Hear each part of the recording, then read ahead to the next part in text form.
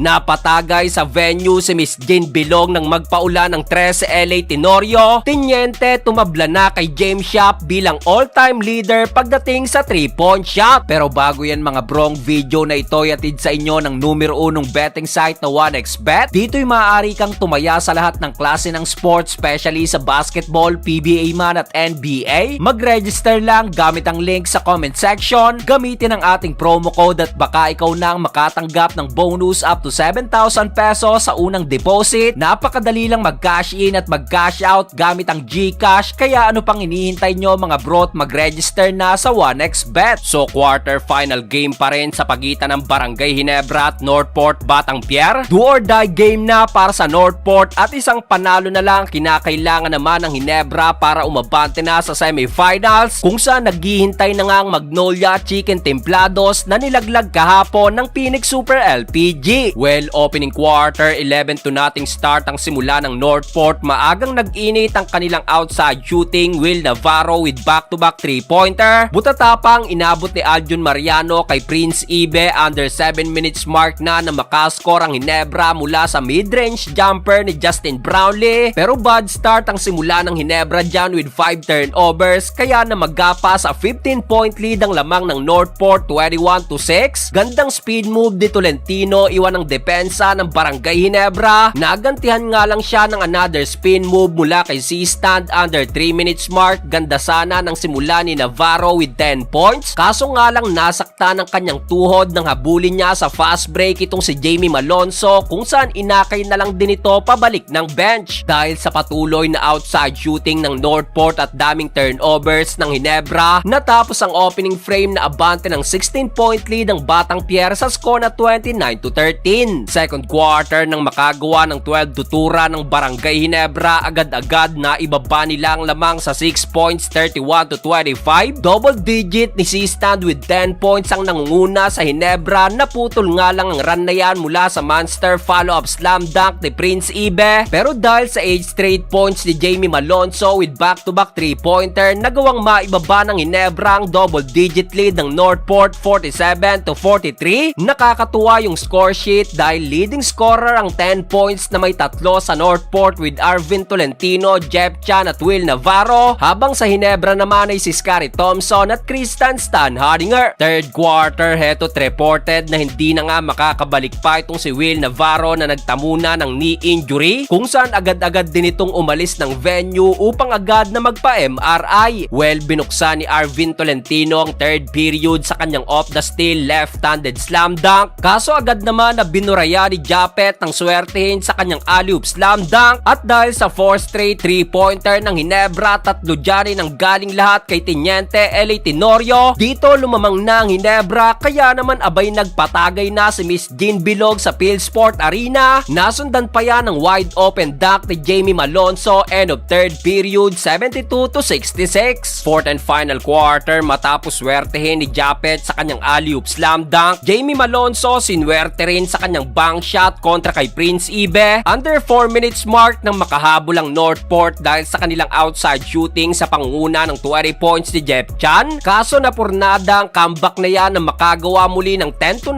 run ng Barangay Ginebra. LA Tenorio tumabla na bilang all-time leader sa 3-point shot kay James Carlos Yap. Natapos ang laro na ito sa final score na 99-93. JB nakapagtala ng 20 points, 9 rebounds at 9 assists. Scottie Thompson almost triple-double din with 15 points, 9 rebounds at 9 assists. Dahil sa panalo na yan, Manila Clasico ang naghihintay sa semifinals.